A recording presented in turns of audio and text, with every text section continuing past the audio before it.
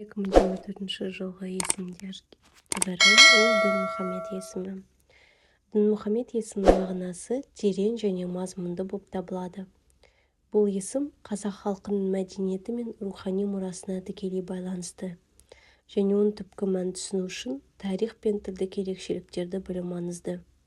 Есімнің екі бөлігінен тұратынын байқауға болады: дін және Мұхаммед. Бұл бөліктер бірге келіп ерекше мағынаны білдіреді. Есім бірінші бөлігі дін. Бұл сөз араб тілінен аударғанда сенім, ислам немесе дін деген мағынаны білдіреді. Бұл ұғым қазақ халқының дінге деген үлкен құрметін және сенімдерін білдіреді. Екінші бөлігі Мұхаммед. Бұл ислам дініндегі ең қасиетті пайғамбардың аты. Мұхаммед пайғамбардың есімі мұсылман қауымында өте құрметті және қасиетті болып саналады. Екі сөздің қосындысы Дінмұхамед есімінің мағынасы дінге адал, діннің ұлылығы немесе Мұхаммед пайғамбардың жолын ұстанушы дегенді білдіруі мүмкін.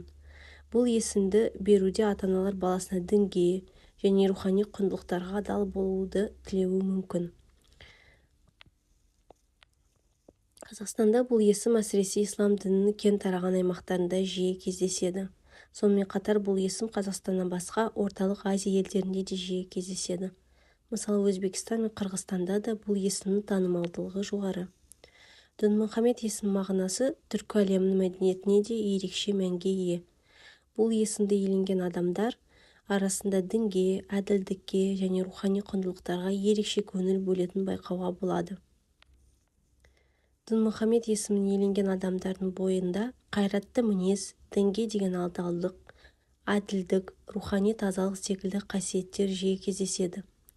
Бұл есім иелерінің ішкі сенімдері мен рухани өмірі күшті болатыны жиі айтылады.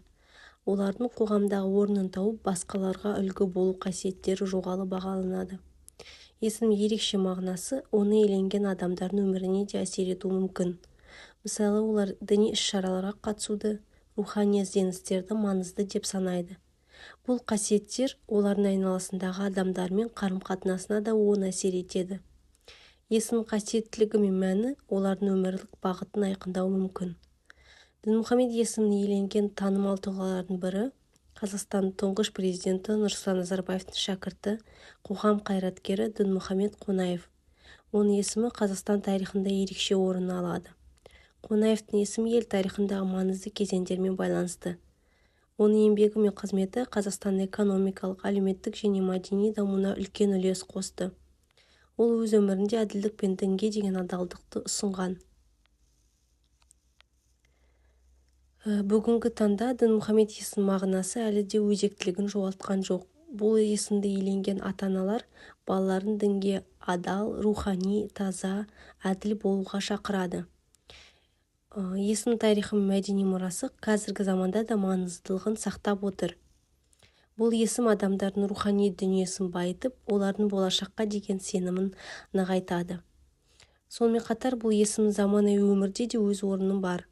Рухани құндылықтарды бағалайтын, дінге деген терең құрметпен қарайтын адамдар арасында жоғары бағаланады.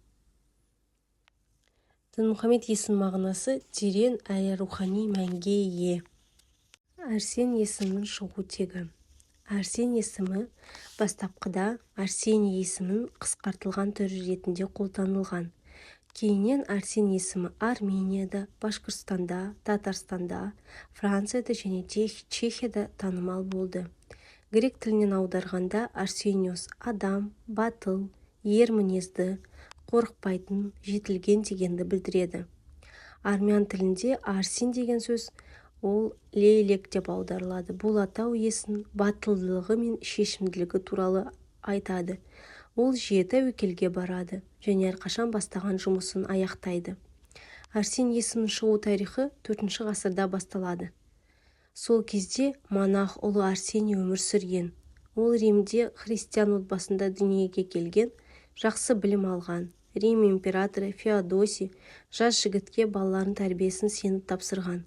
Саналы жасында ол монах болды және өзінің өнегелі өмірі мен шәкірттер жазған монастырлық нұсқауларының арқасында атақ алды. Ұлы Арсений ерлік пен асқан қайраттылықтың үлгісі болды. Бұл атаудың иесі көпшіл, импульсивті, ымырасыз және айқын көшбасшылық қасиеттер бар нарцисс адам ретінде сипатталады. Ол барлық адамдардың құрметіне ие болып, билікке ие болғысы келеді.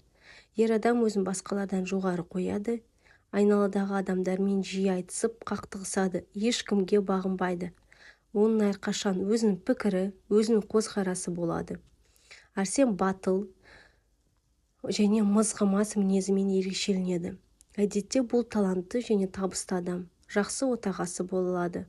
Оның күшті жақтарына шешімділік, жігерлік, еңбексүйгіштік, табандылық, адалдық пен әділдік, өзіне деген сенімділік, қиын сәттерді шешу, қиын жағдайлардан кедергілерді жеңу сияқты қасиеттер жатады.